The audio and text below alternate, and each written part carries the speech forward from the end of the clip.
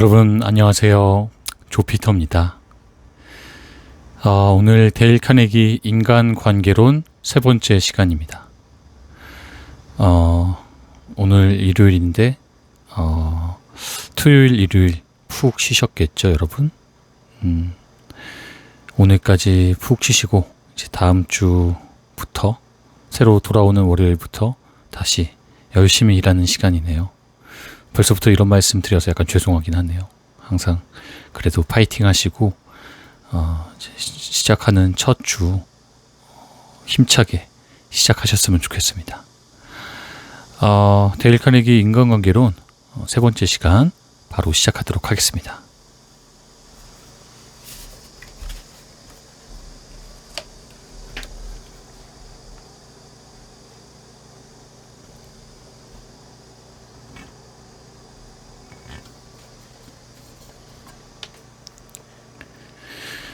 2장 좋은 인상을 주는 간단한 방법.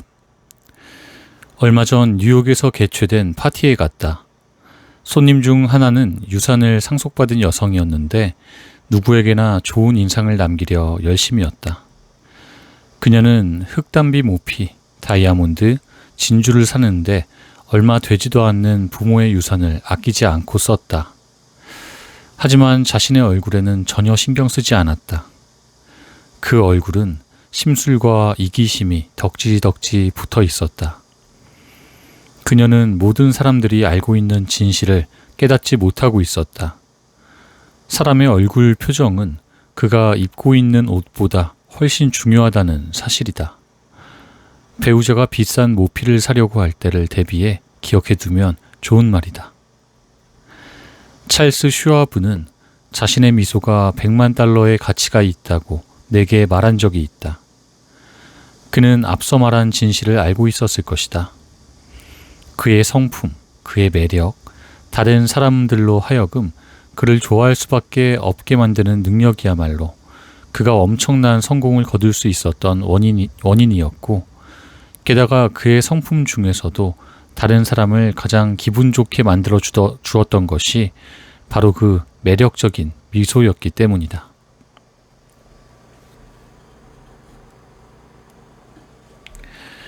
한 번은 프랑스 가수 및 영화배우 모리스 슈발리에와 오후를 보낸 적이 있다. 솔직히 나는 실망했다. 무뚝뚝하고 말수가 적은 그는 내가 생각했던 사람이 전혀 아니었다. 하지만 그가 미소를 짓자 모든 게 달라졌다. 마치 구름을 뚫고 햇빛이 비치는 것 같았다. 그 미소가 아니었다면 모리스 슈발리에는 파리에서 아버지와 형의 직업을 따라 여전히 수납장이나 만들고 있었을 것이다. 말보다는 행동이 중요하다. 미소는 이렇게 말한다. 당신이 좋아요. 당신은 나를 행복하게 해주어요. 당신을 보게 되어 정말 좋아요. 그래서 개들이 인기가 있는 것이다. 개들은 우리를 보고 기쁨을 참지 못해 펄쩍펄쩍 뛰어다닌다. 당연히 우리는 그런 개들을 보고 기분이 좋아질 수밖에 없다. 진심에서 우러나오지 않은 가식적인 미소라고? 아니다. 그런 미소는 아무도 속일 수 없다. 우리는 그런 웃음이 기계적인 웃음이라는 걸 쉽게 알아채고 싫어한다.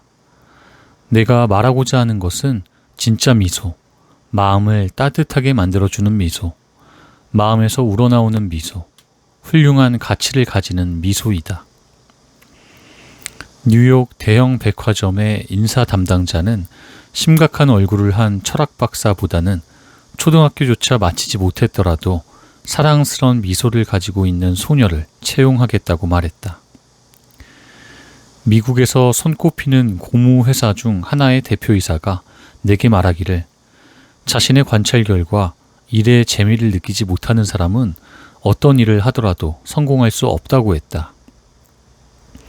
이 산업계의 지도자는 다른 데 눈길 주지 않고 열심히 일만 하는 것이 우리의 욕망을 충족시키는 유일한 마법의 열쇠라는 옛 격언을 그다지 믿지 않는다. 그는 말했다. 저는 웃고 즐기며 자신의 일을 했기 때문에 성공했던 사람들을 알고 있어요. 나중에 이 사람들은 자신의 일을 남들처럼, 그러니까 진짜 일처럼 하기 시작했죠. 그러다 보니 일에서 모든 재미를 잃었고, 그래서 실패했습니다. 다른 사람이 만나고 싶어하는 사람이 되고 싶다면 먼저 당신이 사람들을 만나는 것을 즐겨야 한다.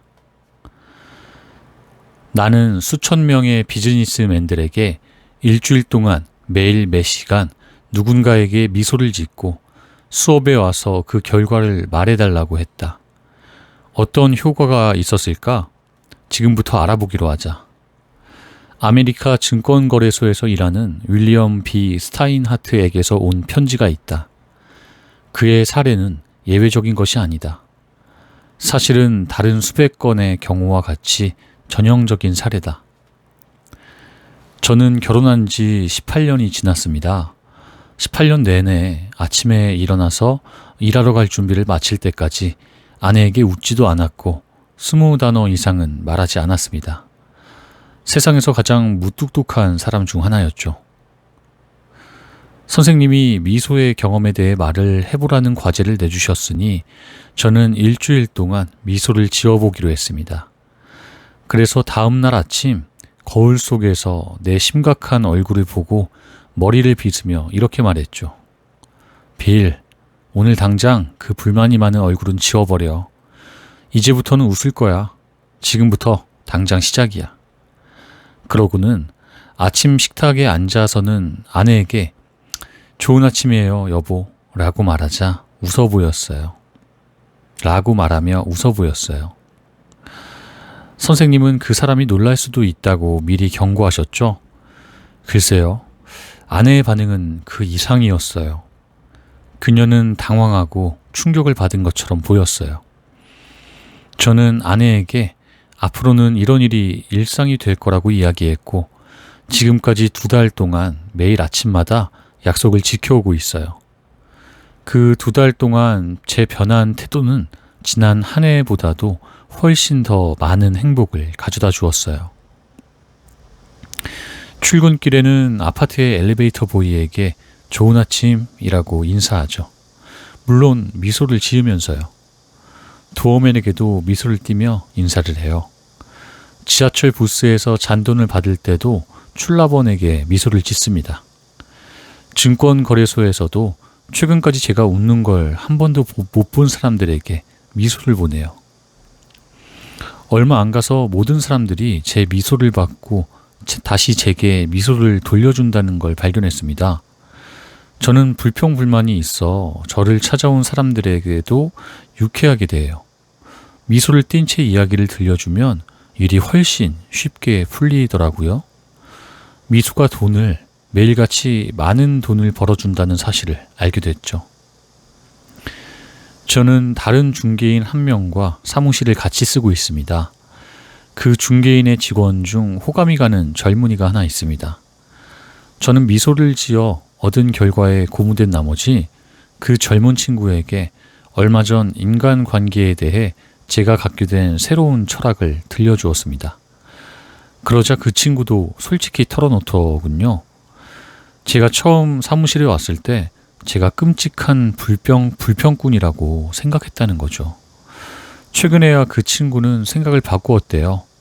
그 친구 말에 따르면 제가 미소를 지을 땐 인간적으로 보인다는 겁니다. 저는 비판도 그만두기로 했습니다. 이젠 비판 대신 인정과 칭찬을 해주죠. 저는 제가 원하는 게 무엇인지도 말하지 않아요. 이젠 다른 사람의 관점을 알아내려고 노력하죠. 이런 것들이 저의 삶을 진정으로 바꿔놓았습니다. 저는 전혀 다른 사람, 행복한 사람, 부자가 됐어요. 우정과 행복이 많은 부자죠. 세상에서 가장 중요한 것들을 다 가지고 있는 셈이죠. 이 편지를 쓴 사람이 지적 수준이 높고 세상 일에 밝은 증권 거래인이라는 사실을 기억하라. 그는 뉴욕의 증권거래소에서 자신의 이익을 위해 주식을 사고 팔며 살아가는 사람이다. 워낙 힘든 일이라 100명 중 99명은 실패하는 일이다. 웃고 싶지 않다고? 그러면 어떻게 해야 할까? 두 가지가 있다. 첫째, 억지로라도 웃어라. 혼자 있다면 휘파람을 불든가 콧노래 아니면 노래라도 불러라. 둘째, 이미 행복한 사람인 척 굴어라. 그러면 행복해질 수 있다. 지금은 고인이 된 하버드 대학의 윌리엄 제임스 교수는 다음과 같이 썼다. 행동이 감정을 따르는 것 같지만 사실 행동과 감정은 같이 간다. 따라서 자신의 의지로 통제할 수 있는 행동을 조절하면 직접적인 통제가 불가능한 감정도 간접적으로 통제할 수 있게 된다. 따라서 즐거움을 잃었다면 자발적인 즐거움으로 가는 최고의 길은 즐거운 자세를 가지고 이미 즐거운 사람처럼 행동하고 말하는 것이다.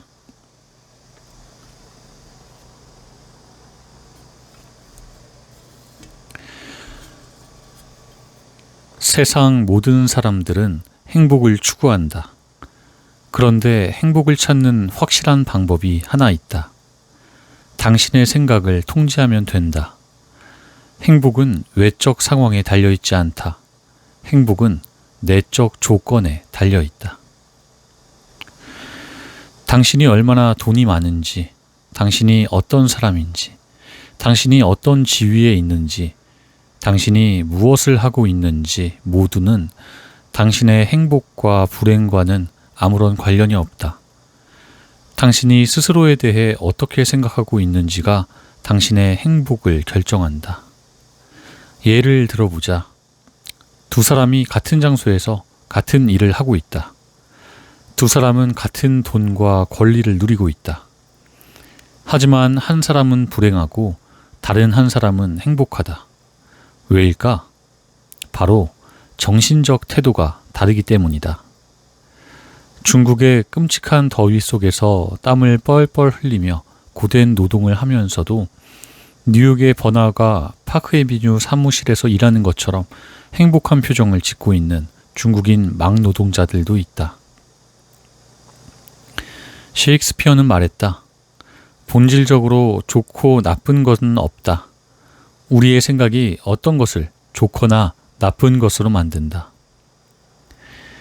에이브러햄 링컨은 사람들 대부분은 자신이 행복해지겠다고 마음먹는 만큼만 행복하다라고 말한 적이 있다. 링컨은 옳았다. 최근에 그의 말이 진리임을 증명해주는 좋은 사례를 보았다. 나는 뉴욕 롱아일랜드 역에 계단을 걸어 올라가고 있었다. 내 앞에는 30-40명 정도의 다리를 저는 아이들이 지팡이나 목발을 짚고 낑낑거리며 계단을 올라가고 있었다. 한 아이는 다른 사람이 안고 올라가고 있었다. 나는 그들이 즐겁게 웃고 있는 것을 보고 깜짝 놀랐다. 아이들을 맡고 있던 사람 중 하나에게 그런 이야기를 했더니 그 사람이 말했다. 아, 그렇죠. 아이들은 평생 장애를 가지고 살아가야 한다는 사실을 알게 되면 처음엔 충격을 받아요. 하지만 그 충격을 극복하고 나면 운명에 순응하고 다른 아이들처럼 똑같이 행복해하죠. 그 아이들에게 모자를 벗어 경의를 표하고 싶었다. 내가 평생 절대로 잊지 않을 교훈을 가르쳐 주었기 때문이다. 나는 배우 메리 픽포드와 함께 오후를 보낸 적이 있다. 그녀가 남편이자 배우였던 더글라스 페어뱅크스와 이혼을 준비하고 있을 때였다. 사람들은 아마도 당시에 그녀가 제정신이 아니고 불행한 상태라고 생각했을 것이다. 하지만 그녀는 내가 보아왔던 사람 중에서 가장 침착하고 씩씩한 사람 중 하나였다. 그녀의 얼굴은 행복으로 빛나고 있었다. 비결이 무엇이었냐고? 그녀는 35페이지 남짓밖에 되지 않는 소책자에서 그 비결을 알려주었다. 도서관에 가서 그녀가 쓴 하느님을 믿어보라를 대출해서 읽어보시라. 재미있을 것이다. 프랭클린 베트건은 세인트루이스 카디널스의 삼루수 출신으로 지금은 미국에서 가장 성공한 보험 영업사원이다. 그는 내게 미소를 짓는 사람은 언제나 환영받기 마련이라는 사실을 몇 년 전에 깨달았다고 말했다. 누군가의 사무실에 들어가기 전 그는 잠깐 멈추어 서서 감사해야 할 많은 것들을 생각하고 진심에서 우러나온 커다란 미소를 짓는다. 그리곤 그 미소가 사라지기 전에 방에 들어간다. 이 간단한 방법이 보험을 파는 데서 엄청난 성공을 가져다 주었다고 그는 믿고 있다. 철학자 엘버트 허버드의 현명한 충고를 꼼꼼히 읽어보라. 하지만 기억하라. 읽기만 하고 충고를 실천에 옮기지 않는다면 아무런 도움도 되지 않을 것이다. 문 밖에 나설 때마다 턱은 당기고 머리는 높이 세우고 가슴을 최대한 부풀려라. 햇살을 들이키고 미소로 친구들을 반기고 영혼을 담아 악수를 나눠라. 사람들이 당신을 오해할까 두려워 말고 적들을 생각하느라 1분 1초도 낭비하지 마라. 하고픈 일을 확실히 정하려 노력하고 그 다음에는 한눈 팔지 말고 곧바로 목표를 향해 나아가라. 당신이 하고픈 위대하고 빛나는 일에 집중하라. 그러면 하루하루가 지나며 산호가 흐르는 조류에서 자양분을 얻듯이 무의식적으로 그 욕망을 충족시키는데 필요한 기회들을 포착하는 자신을 발견할 수 있을 것이다. 당신이 되고픈 유능하고 진실되고 유용한 사람을 마음에 그려라. 그러면 당신이 가지고 있는 그 생각이 매 시간 당신을 그 특정한 사람이 되도록 만들어줄 것이다. 생각이 가장 중요하다. 올바른 정신적 태도를 가져라. 용기 있는 태도, 솔직한 태도, 유쾌한 태도 말이다. 올바르게 생각하면 없는 것도 만들어낼 수 있다. 모든 것은 욕망에서 나오고 모든 신실한 기도는 응답을 받기 마련이다. 우리는 우리의 마음이 간절히 바라는 그런 사람이 된다.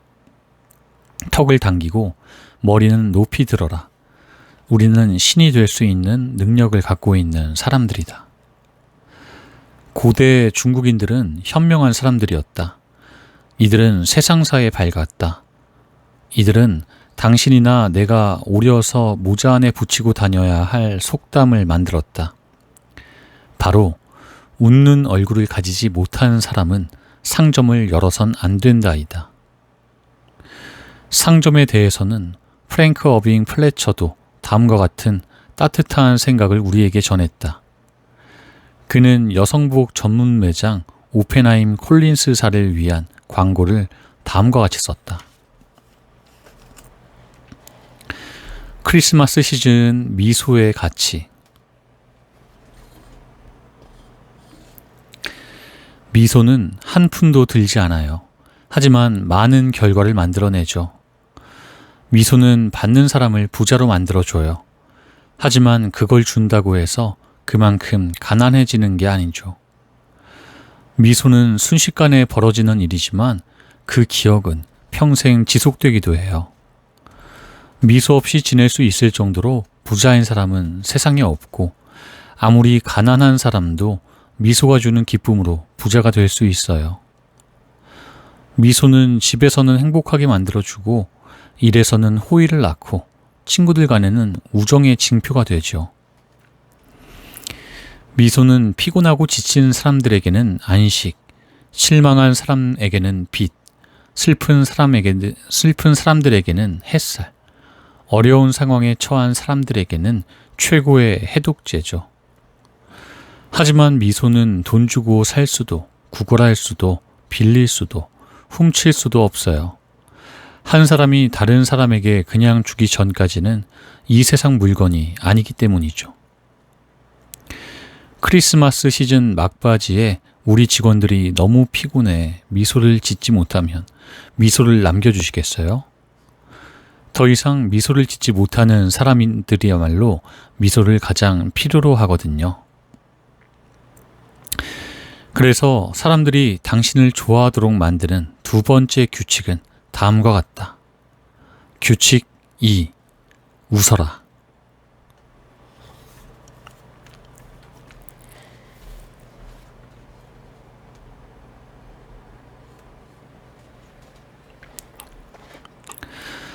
3장 상대방의 이름을 기억하라. 1898년 뉴욕의 로클랜드에서 비극적인 일이 일어났다. 한 소년이 죽어 이웃 사람들은 장례식에 갈 채비를 하고 있었다. 짐 팔리는 마구간에서 말을 끌어내려 했다. 땅은 눈으로 덮여 있었고 공기는 차가워 살을 애는 듯했다. 며칠째 운동을 못했던 말은 물 마시는 구유통으로 가며 기분이 좋아져 빙빙 돌았다. 그러다 하늘 높이 다리를 내질렀는데 거기에 맞아 짐 팔리가 사망하고 말았다. 그래서 스토니 포인트의 작은 마을에서는 한 번이 아니라 2번의 장례가 치러졌다. 짐 팔리에겐 아내와 3 아들이 있었고 그들에게는 겨우 몇백 달러의 보험금이 지급되었다. 장남 짐은 10살이었는데 벽돌 공장에서 일하게 되었다. 모래를 나르고 거푸집에 붓고 햇볕에 마르도록 벽돌을 돌려놓는 일을 했다. 이 짐이라는 소녀는 교육받을 기회가 없었다. 하지만 타고난 싹싹함으로 인해 사람들이 그를 좋아하도록 만드는 재주가 있었다. 그래서 그는 정치에 뛰어들었고 세월이 흐르며 사람들의 이름을 기억하는 특이한 재능을 보여주었다. 그는 고등학교는 구경도 하지 못했다. 하지만 46세가 되기 전에 4개 대학에서 명예학위를 받았고 민주당 전국위원회 의장이 되고 미국의 최신부, 정보통신부 장관이 되었다. 한 번은 짐 팔리를 인터뷰한 적이 있다. 그에게 성공의 비결을 물었더니 그의 대답은 열심히 일한 거죠 였다. 나는 말했다. 농담 마시고요. 그러자 그는 내가 생각하는 자신의 성공 비결이 뭐냐고 물었다. 나는 대답했다. 제가 알기로는 10,000명의 이름을 기억하신다면서요. 그는 말했다. 아니요, 틀렸어요. 저는 50,000명의 이름을 기억하죠. 기억하라. 이 능력 때문에 팔리는 프랭클린 D 루스벨트를 미국 대통령으로 만들 수 있었다. 석고회사 판매원으로 돌아다니던 동안 그리고 스토니 포인트의 사무소 서기로 일하는 동안 팔리는 이름을 기억하는 방법을 고안했다. 시작은 단순했다. 새로운 사람을 만날 때마다 팔리는 그 사람의 성과 이름, 가족 규모, 그 사람이 하는 일, 정치적인 입장을 알아냈다. 그는 이 모든 사실을 마치 그림처럼 머리에 담았다. 다음에 그 사람을 만나면 1년이 지난 다음이라도 그 사람의 등을 두드리며 아내와 아이들의 안부를 묻고 뒷마당의 접시꽃은 잘 자라고 있냐고 질문을 던질 수 있었다. 그에게 추종자가 생긴 것도 놀랍지 않다. 루스벨트의 대통령 선거 유세가 시작되기 전 몇 달에 걸쳐 짐 팔리는 하루에도 수백 통이 넘는 편지를 써서 서부와 북서부에 살고 있는 사람들에게 보냈다. 그런 다음 기차에 올라타 19일 동안 20개의 주를 돌아다녔다. 마차, 기차, 자동차, 소형 보트를 타고 2만 킬로미터를 여행했다. 그는 아무 마을에나 들러 자신이 아는 사람들과 점심 혹은 아침 식사를 하고 차를 마시거나 저녁을 먹고 그들과 흉금을 털어놓는 대화를 나누었다. 그리곤 다시 다음 여정으로 달려가곤 했다. 또 그는 동부에 돌아오자마자 자신이 찾아갔던 마을 사람 중 하나에게 편지를 써서 자신과 이야기를 나누었던 모든 사람들의 리스트를 만들어 달라고 요청했다. 그 리스트에는 수천 명의 이름이 들어 있었다. 하지만 몇 명이나 되었든 그 리스트에 있던 모든 사람들은 짐 팔리로부터 개인적인 편지를 받는 호사를 누릴 수 있었다. 이 편지들은 친애하는 빌 혹은 친애하는 조로 시작했고 마지막에는 언제나 짐이라고 서명되어 있었다. 짐 팔리는 일찍이 어릴 때부터 사람들은 세상 사람들의 이름을 다 합친 것보다 자신의 이름에 더 많은 관심을 가지고 있다는 사실을 알고 있었다. 누군가의 이름을 기억하고 어렵지 않게 불러준다면 그 사람에게 미묘하지만 매우 효과적인 칭찬을 하고 있다는 셈이 된다. 하지만 이름을 잊거나 이름의 철자를 잘못 쓴다면 대단히 곤란한 상황에 처하게 될 것이다. 예를 들어보자. 한 번은 파리에서 대중연설 강연을 하며 파리에 사는 모든 미국인들에게 인쇄된 편지를 보낸 적이 있다. 프랑스인 타이피스트는 영어를 잘 몰랐고 따라서 이름을 치며 실수를 저질렀다. 결국 대형 미국 은행 파리 지사 관리자라고 자신을 소개한 한 사람이 자신의 이름의 철자가 틀렸다며 신랄하게 비난하는 글을 보내왔다.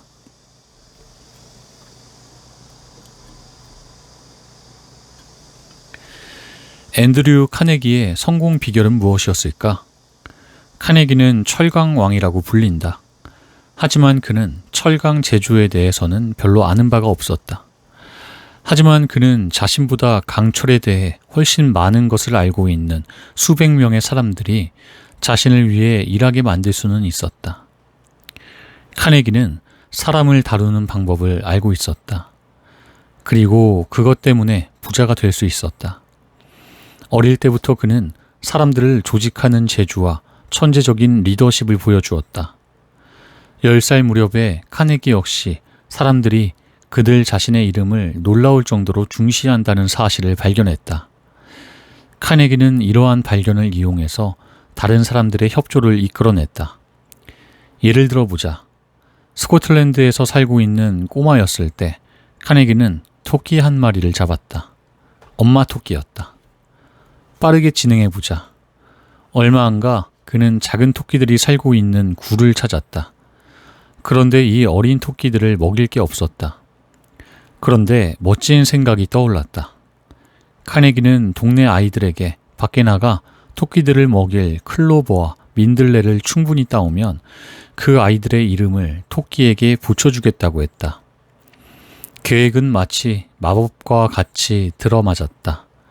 카네기는 그 경험을 잊지 않았다. 몇 년 후 카네기는 똑같은 심리를 이용하여 백만장자가 되었다. 예를 들어보자. 그는 펜실베이니아 철도회사에 강철 레일을 판매하고 싶었다. 당시 펜실베이니아 철도회사의 사장은 제이 에드가 톰슨이었다. 앤드류 카네기는 피츠버그에 커다란 철강 공장을 짓곤 그 공장의 이름을 에드가 톰슨 철강 공장이라고 지었다. 수수께끼를 하나 내보겠다. 답을 추측해보라. 펜실베이니아 철도회사가 레일이 필요하다고 하자. 에드가 톰슨은 어디에서 그 레일을 구입하겠는가? 최대 유통업체인 시어스 로벅에서? 아니다. 그렇지 않다. 당신의 답은 틀렸다. 다시 한번 생각해보라. 카네기와 조지 풀먼이 침대차 사업에서 우위를 점하려고 싸울 때였다. 철강왕은 토끼의 교훈을 다시 한번 떠올렸다. 카네기가 지배하던 센트럴 운송회사는 폴먼이 소유한 회사와 싸우고 있었다. 두 회사 모두 유니온 퍼시픽 철도의 침대차 사업권을 얻기 위해 서로 들이받고 가격을 후려치며 이익을 거둘 수 있는 기회를 스스로 날리고 있었다. 카네기와 풀먼은 유니온 퍼시픽 이사진을 만나러 뉴욕으로 갔다. 어느 날 저녁에 세인트 니콜라스 호텔에서 풀먼을 보자 카네기는 말했다. 좋은 저녁이죠, 풀먼 씨. 우리 지금 둘 다 바보짓 하고 있지 않나요? 무슨 소리시죠? 풀먼이 대답했다. 카네기는 자신이 생각했던 바를 말했다. 두 사람의 관심사를 합쳐보자는 것이다. 그는 열띤 어조로 서로 적대시하는 대신 협력하면 생겨날 수 있는 상호 이득에 대해 그림을 그려주었다. 풀먼은 열심히 들었지만 완전히 납득하지는 않았다. 마지막으로 풀먼이 물었다. 그 새로운 회사 이름은 무엇이라 부르실 거죠? 카네기는 숨도 쉬지 않고 대답했다. 당연히 풀먼 객차 회사죠. 풀먼의 얼굴이 밝아졌다. 제 방으로 가시죠. 이 문제에 대해 더 이야기해 보도록 하죠. 그 이야기로 산업의 역사가 이루어졌다. 친구와 사업 동료의 이름을 기억하고 존중하는 카네기의 방침이야말로 리더십의 비결 중 하나다. 카네기는 많은 노동자들의 이름을 기억해 부를 수 있다는 사실에 자부심을 가지고 있었다.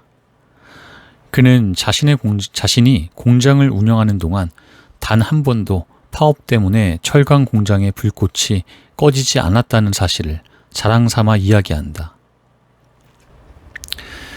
폴란드의 피아니스트 이그나치 얀 파데레프스키는 풀먼 기차의 유색인종 요리사를 부를 때 언제나 격식을 차려 카퍼시라고 부르면서 그에게 중요한 사람이라는 느낌을 주었다고 한다. 파데레프스키는 미국 전역의 열광적인 청중들에게 훌륭한 연주를 들려주며 15차례나 순회 공연을 하였다. 그는 매번 같은 철도 차량을 이용했고 매번 같은 요리사가 콘서트가 끝난 후 한밤중에 그에게 음식을 만들어 주었다. 파데레프스키는 단 한 번도 미국식으로 그 요리사를 조지라고 부르지 않았다. 유럽식 격식을 따라 요리사에게 늘 카퍼시라고 말을 붙였다. 카퍼시가 이를 마음에 들어 했음은 물론이다.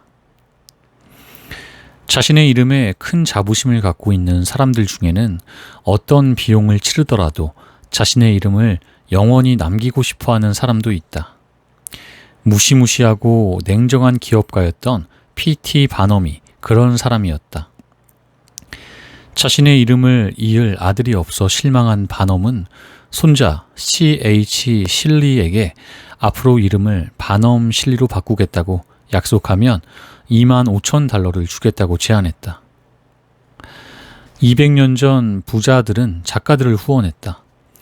자신의 이름으로 책이 헌정되는 것을 원했기 때문이다. 도서관과 박물관에 있는 많은 책과 유물들은 자신의 이름이 사람들의 기억 속에서 사라질까 두려워했던 사람들 덕분에 아직까지 살아남은 것이다. 뉴욕 공립도서관에는 에스터 앤 리녹스 수집품이 있다. 메트로폴리탄 미술관을 통해 벤저민 알트만과 J.P. 모건의 이름은 영원히 남을 것이다. 거의 모든 교회를 장식하고 있는 스테인드 글라스 창에도 그 기증자의 이름이 새겨져 있다. 많은 사람들이 다른 사람들의 이름을 기억하지 못하는 이유는 간단하다. 굳이 시간과 에너지를 들여 다른 사람들의 이름에 집중하고 그 이름이 지워지지 않도록 반복해서 자신의 마음에 새기려 들지 않기 때문이다. 그러기엔 너무 바쁜 일이 많다고 변명한다. 하지만 프랭클린 D. 루스벨트만큼 바쁜 사람이 있었을까? 그렇게 바빴던 루스벨트도 자신이 만나는 정비공 이름마저 외우고 기억해내는데 시간을 아끼지 않았다. 예를 들어보자. 크라이슬러사는 다리가 불구였던 루스벨트 대통령을 위한 특수 차량을 만들었다. W.F. 체인벌린과 한 정비군이 그 차를 백악관까지 가지고 갔다. 지금 내 앞에는 당시 경험을 말해주는 체인벌린 씨의 편지가 있다. 저는 루스벨트 대통령께 차를 다루는 데 필요한 많은 특수 장비들을 알려드렸죠. 그 대가로 대통령은 제게 사람을 다루는 많은 방법을 알려주셨습니다. 백악관에 가니 대통령은 대단히 즐겁고 기분 좋아 보였습니다. 그는 편하게 제 이름을 부르며 친근하게 대해주셨어요. 특히 인상적이었던 부분은 제가 대통령께 보여드리고 말하는 것들에 대단한 관심을 보여주셨다는 거죠. 차는 완전히 손으로만 운전할 수 있게 설계되었어요. 사람들이 모여들어 차 구경을 했죠. 대통령이 말씀하셨어요. 정말 놀라운 일입니다. 버튼만 누르면 차가 움직이고 누구나 쉽게 차를 운전할 수 있어요. 정말 대단합니다. 어떻게 이런 일을 해냈는지 모르겠어요. 시간 내서 차를 하나하나 뜯어보며 차가 움직이는 방식을 알아내 보려 합니다. 친구와 동료들이 차에 대해 감탄하며 보고 있는 걸 보고는 그들 앞에서 대통령은 제게 말씀하셨죠. 체인벌린 씨, 이론차를 개발하느라 시간과 노력을 기울여 주신 데 대해 정말 감사드립니다. 정말 훌륭한 일을 하셨어요. 대통령은 라디에이터, 후방 거울, 시계, 특수조명, 커버, 운전자 좌석에 앉는 자리, 트렁크 안에 대통령의 모노그램이 찍힌 특수 슈트 케이스 등 모든 것에 경탄을 아끼지 않았습니다. 다시 말하자면 제가 고안하느라 애썼던 사소한 모든 것에 관심을 가지고 봐주신 거죠. 대통령은 이 많은 장비들을 일일이 하나하나 영부인께, 노동장관 프랜시스 퍼킨스에 앉게, 그리고 자신의 비서에게 보여주셨습니다. 심지어는 나이 지긋한 흑인 짐꾼도 불러 이렇게 말씀하시더라고요. 조지, 이 슈트케이스는 특히 조심해서 다뤄주게나. 운전 교습을 마친 후 대통령은 제게 이렇게 말씀하셨죠. 자, 체인벌린 씨, 연방준비제도 이사회를 30분 기다리게 했어요. 이젠 일하러 가야겠군요. 저는 백악관에 정비공 한 명을 데리고 갔습니다. 도착해선 대통령께 인사를 드렸죠. 정비공은 대통령에겐 한마디도 한 적이 없었고 대통령은 그의 이름을 단 한 번 들었을 뿐이었어요. 그는 수줍음이 많은 친구라 앞에 나서지 않으려 들었어요. 하지만 대통령은 떠나시기 전에 정비공을 찾으시더군요. 그리곤 악수를 하고 이름을 부르며 워싱턴까지 와줘서 고맙다는 말씀을 남기셨습니다. 대통령의 고맙다는 말은 거칠이가 아니었어요. 그분은 진심으로 말씀하셨습니다. 저는 느낄 수 있었어요. 뉴욕으로 돌아온 지 얼마 지나지 않아 루스벨트 대통령께서 친히 서명한 사진을 한 장 받았어요. 사진과 같이 보낸 쪽지에서 대통령은 제 도움에 다시 한번 감사를 표하셨죠. 어떻게 그런 분이 이런 쪽지까지 쓸 시간이 있었는지 풀리지 않는 수수께끼입니다.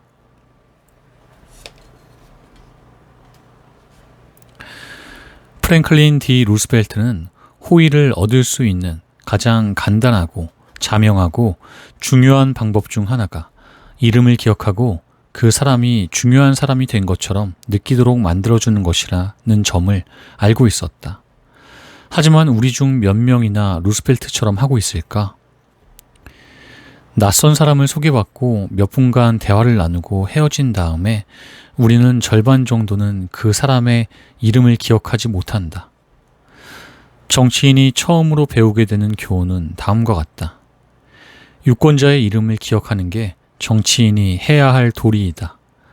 이름을 잊는 정치인은 잊힐 것이다. 이름을 기억하는 능력은 정치에서뿐 아니라 일이나 사회적 만남에서도 마찬가지로 중요하다. 프랑스의 황제이자 위대한 나폴레옹의 조카였던 나폴레옹 3세는 황제로서 해야 했던 그 많은 일들에도 불구하고 자신이 만났던 모든 사람의 이름을 기억할 수 있다고 자랑한 적이 있다. 그의 방법이 무엇이었냐고? 간단하다. 사람 이름을 잘 듣지 못할 때마다 그는 말했다. 미안하네. 이름을 잘못 들었네. 어떤 이름이 조금 특이한 이름이라면 그는 말했다. 어떻게 쓰지? 나폴레옹 3세는 대화를 나누는 중에 이름을 몇 번이고 써보며 머릿속으로 그 이름과 그 사람의 특징, 표현, 외모를 연결해 보려 애썼다. 만일 그 사람이 중요한 사람이라면 나폴레옹은 더 많이 노력했다.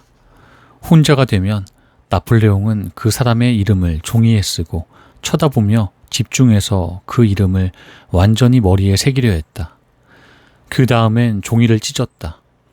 이런 식으로 그는 다른 사람들의 이름을 귀로 각인시키기도 하고 눈으로 각인시키기도 했다.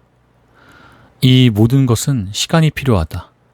하지만 에머슨에 따르면 훌륭한 예절은 사소한 것을 희생할 때 이루어진다. 따라서 사람들이 당신을 좋아하도록 만들고 싶다면 세 번째 규칙은 다음과 같다. 규칙 3. 상대방의 이름은 그에게 있어서 모든 말 중에서 가장 달콤하고 중요한 말로 들린다는 점을 명심하라.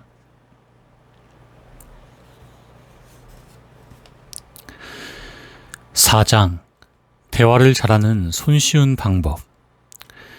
최근에 브릿지, 카드놀이 파티에 초대받았다. 개인적으로는 브릿지 게임을 좋아하지 않는다. 파티에는 나처럼 브릿지를 하지 않는 금발 여인이 있었다. 그녀는 내가 한때 라디오 저널리스트 로엘 토머스의 매니저였다는 사실을 알고 있었다.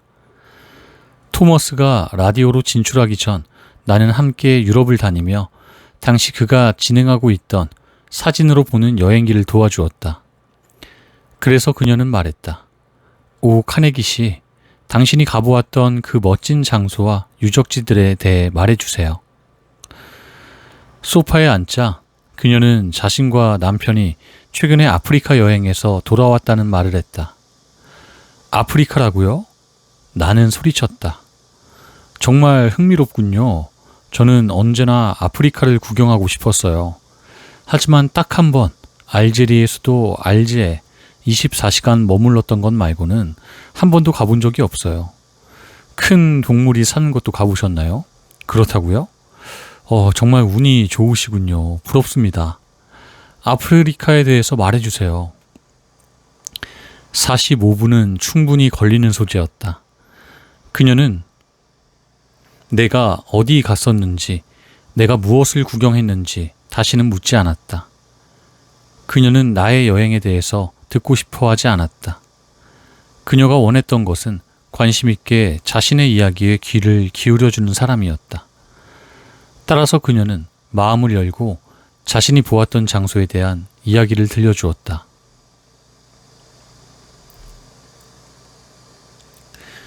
그녀가 특이하다고? 그렇지 않다.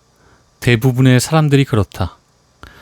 예를 들어 최근 나는 뉴욕의 발행인 J.W. 그린버그가 주최한 디너 파티에서 한 저명한 식물학자를 만났다. 이전에는 한 번도 식물학자와 이야기를 나눠본 적이 없었다. 그는 정말 재미있는 사람이었다. 그가 대마, 미국의 원예 육종과 루터 버뱅크, 실내 정원은 물론 보잘것없는 감자에 관한 놀라운 사실을 들려줄 때마다 완전히 매료되어 경청할 수밖에 없었다. 우리 집에도 실내 정원이 있는데 그는 친절하게도 내가 처해 있던 몇몇 문제들의 해결 방안을 말해주었다. 앞서 말했듯이 대화를 나누었던 장소는 디너 파티였다.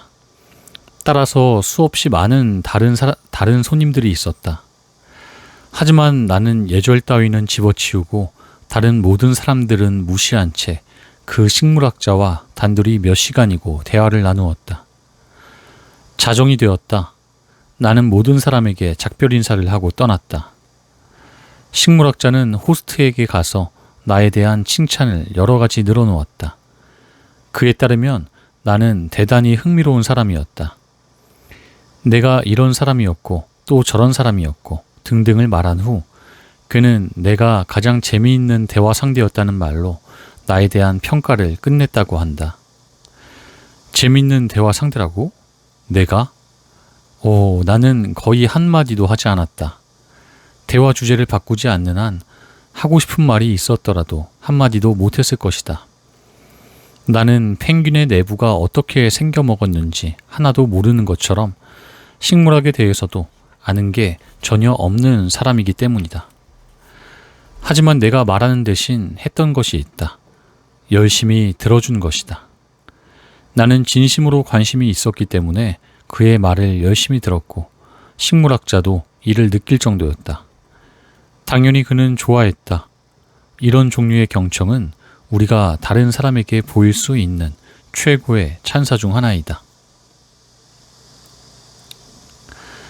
사랑에 빠진 낯선 사람들에서 잭 우드포드는 다음과 같이 썼다. 상대방의 이야기를 몰입해서 들어주는 묵시적인 압으로부터 자신을 보호할 수 있는 사람은 거의 없다. 나는 몰입해서 들어주기에서 한 걸음 더 나아갔다. 나는 진심으로 칭찬하고 칭찬을 아끼지 않았다.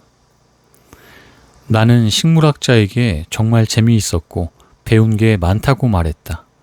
실제로도 그랬다. 당신처럼 지식이 많았으면 좋겠다고 말했다. 실제로도 그랬다. 그에게 같이 자연을 돌아다니고 싶다고 말했다. 실제로도 그랬다. 꼭 다시 만나고 싶다고도 말했다. 진심이었다. 식물학자는 나를 대화를 잘하는 사람으로 생각했지만 사실 나는 그저 이야기를 잘 들어주고 그가 말하도록 추임새를 넣었을 뿐이었다. 성공적인 비즈니스 인터뷰의 비결 혹은 비밀은 무엇일까? 하버드대 총장이었던 찰스 W. 엘리엇에 따르면 다음과 같다. 성공적인 사업상 교제의 비결이란 없대. 지금 당신에게 이야기하고 있는 사람에게만 집중하는 게 매우 중요하다. 다른 그 어떤 것도 그만큼 그 사람이 자신을 중요한 사람으로 느끼게 만들지 못한다. 자명하다. 그렇지 않은가? 굳이 이런 사실을 배우려 하버드 대학을 4년 다닐 필요는 없다. 하지만 당신도 나도 이 사실을 모르는 상인들이 많다는 사실을 알고 있다. 그런 사람은 값비싼 가게를 얻고 돈 한 푼 아껴가며 물건을 사들이고 매력적으로 상점 윈도우를 꾸미고 수백 달러를 써서 광고를 한다. 그리고는 점원을 고용하는데 그 점원은 귀 기울여 이야기를 듣는 센스가 없는 사람이다. 고객이 말하는 중 말허리를 자르고 고객의 이야기를 반박하고 고객들을 화나게 해서 상점 밖으로 쫓아내다시피 하는 점원 말이다.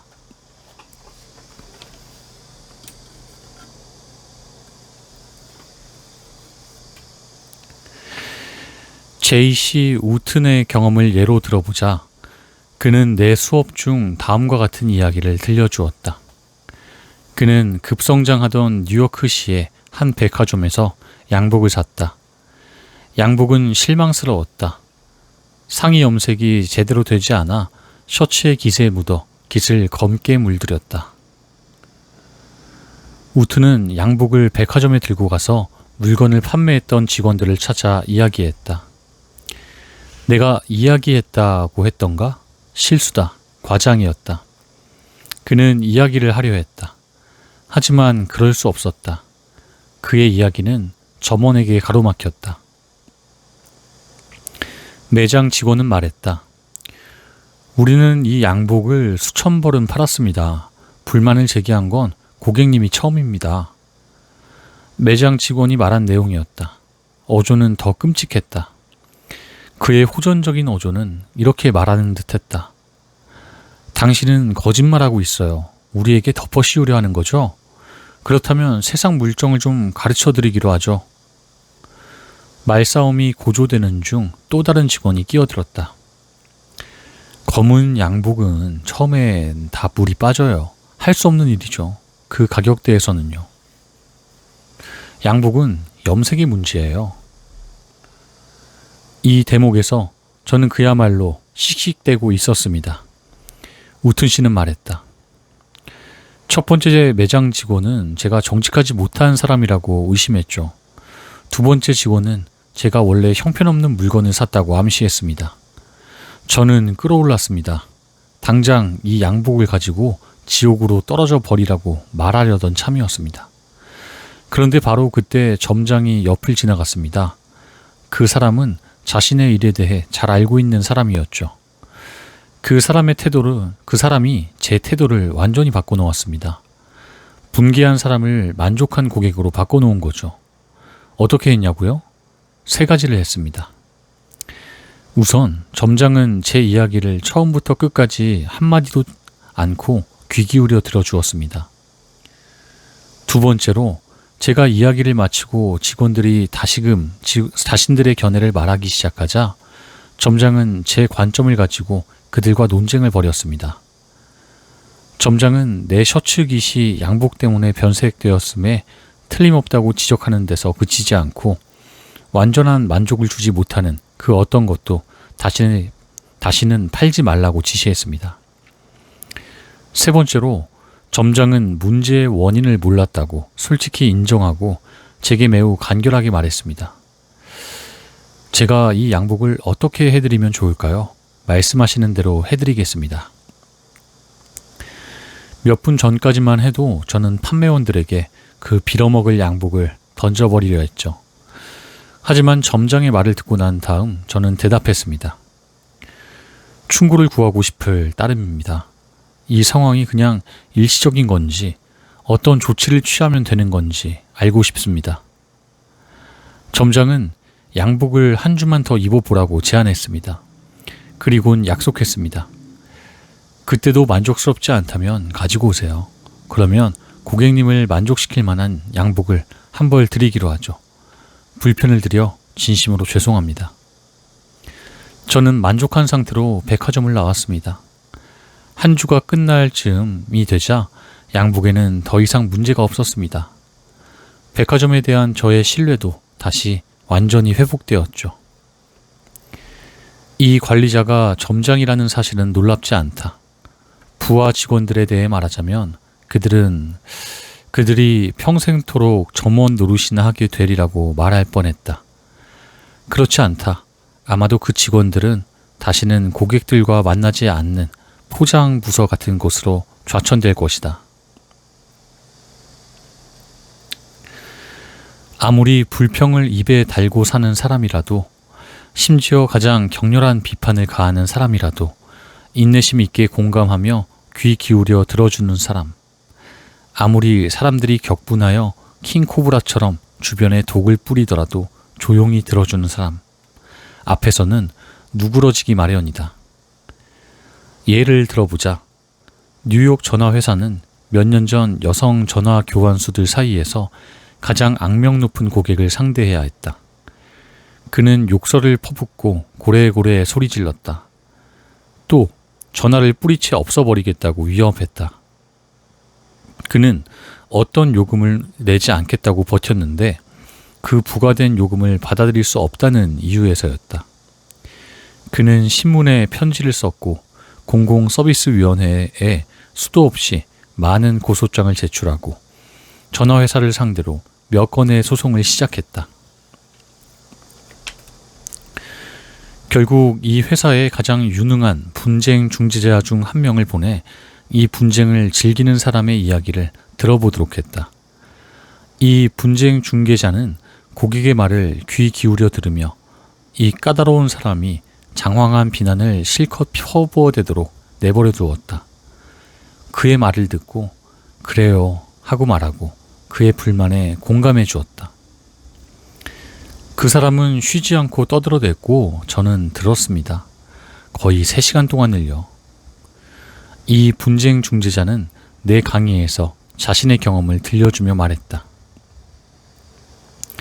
그 다음에도 다시 가서 그의 말을 더 들어줬죠. 4번 인터뷰했어요. 4번째 인터뷰가 끝나기 전에 저는 그가 만든 단체의 일원이 되었죠. 단체의 이름은 전화가입자 보호연합이었어요. 저는 지금도 그 단체의 회원이에요. 제가 알기로는 그 사람 말고는 제가 유일한 회원이지만요. 인터뷰 중에는 그 사람의 이야기를 귀 기울여 듣고 공감해 줬죠. 그 사람은 이전에는 전화회사 사람하고 그런 식으로 이야기를 나눠본 적이 없었다고 했습니다. 그는 거의 우호적이라고 할 수 있을 정도까지 변했죠. 심지어 첫 번째 인터뷰 내내 제가 처음 그 사람을 찾아가는 계기가 되었던 문제에 대해 언급조차 하지 않았어요. 2번째에서도 3번째에서도 마찬가지였어요. 4번째 인터뷰 후 저는 사건을 완전히 종결했어요. 그는 모든 요금을 다 냈고 전화회사와 갈등을 벌이게 된 후 처음으로 공공서비스위원회에 제출한 고소를 취하했습니다. 그 사람은 자신을 비정한 착취에 맞서 공공의 권리를 지키는 십자군이라고 생각했음에 틀림없다. 하지만 실제로 그가 원했던 것은 자신이 중요한 사람이라는 느낌이었다. 처음에는 불평과 고발을 통해 중요한 사람으로 인정받으려 했다. 하지만 회사를 대표하는 사람으로부터 그러한 느낌을 받게 된 순간 그의 실체 없던 불평은 바람과 같이 사라졌다.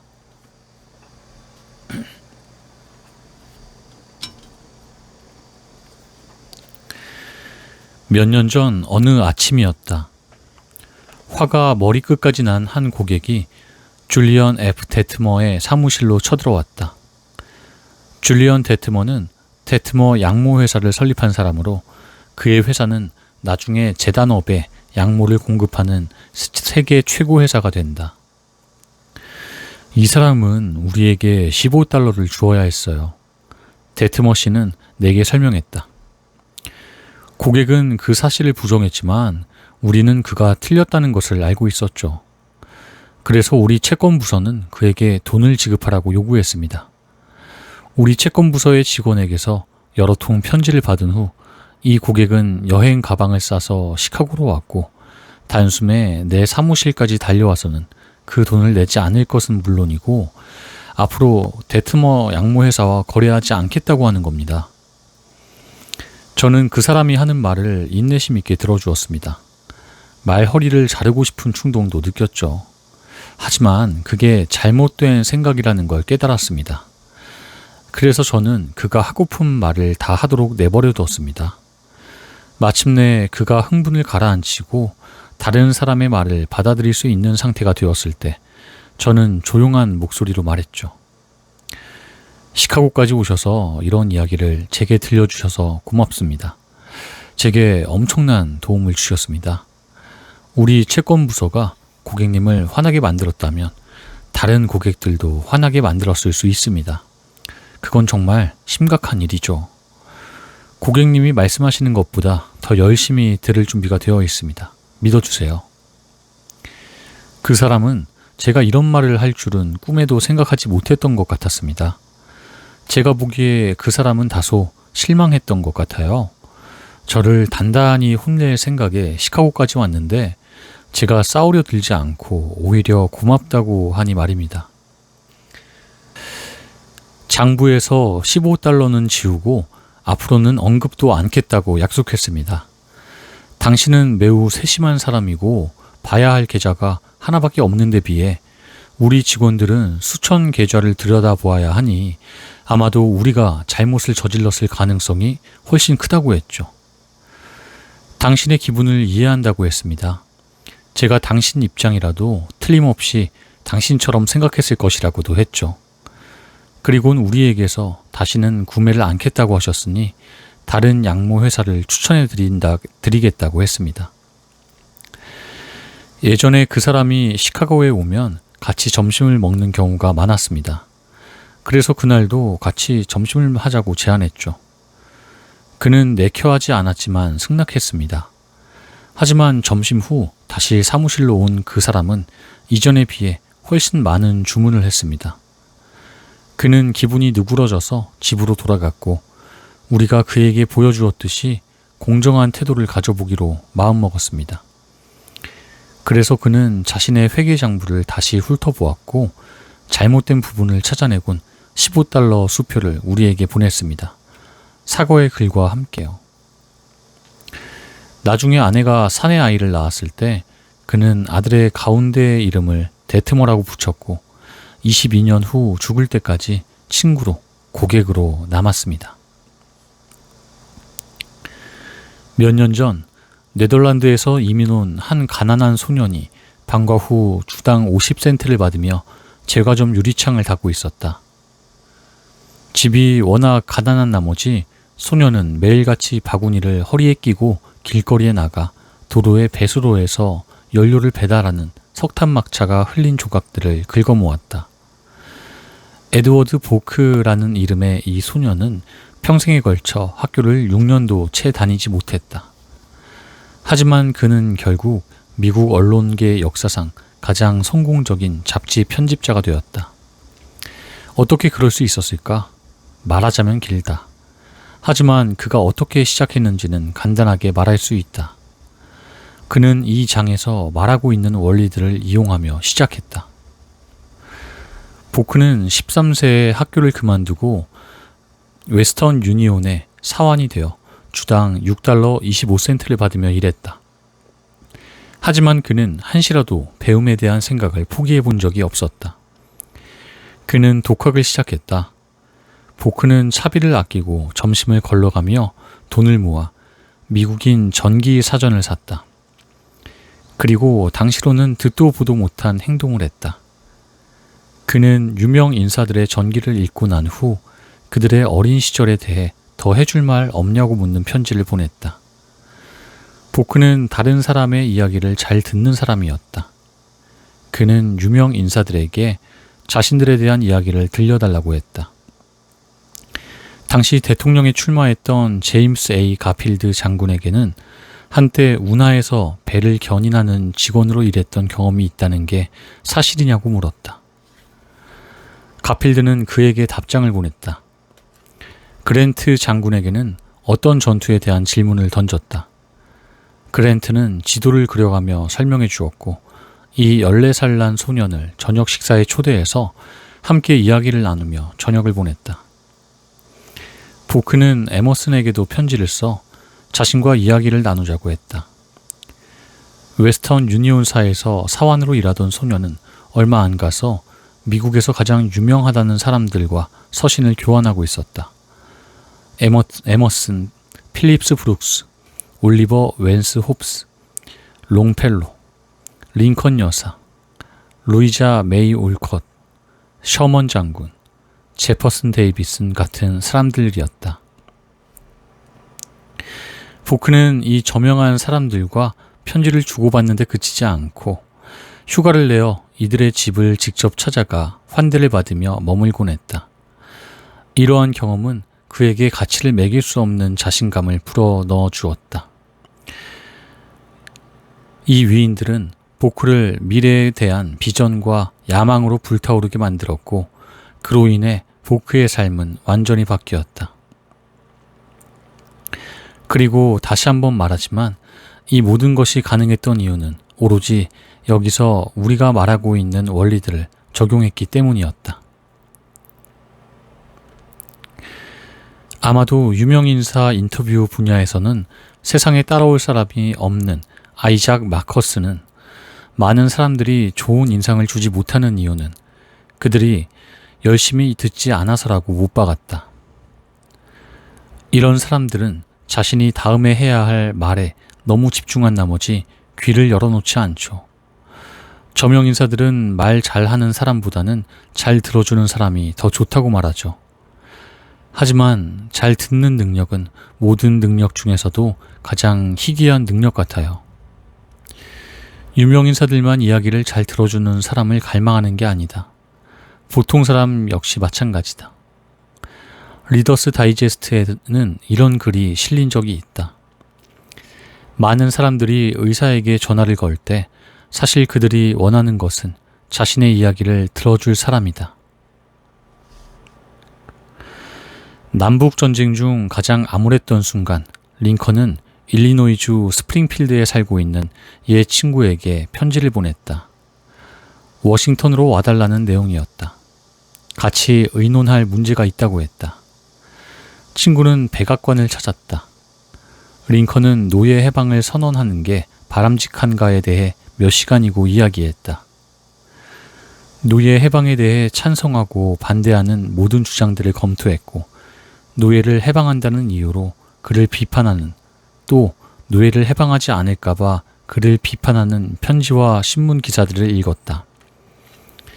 몇 시간을 이야기한 다음 링컨은 오랜 이웃 친구와 악수를 하고 잘 가라는 인사를 한 후 일리노이로 돌려보냈다.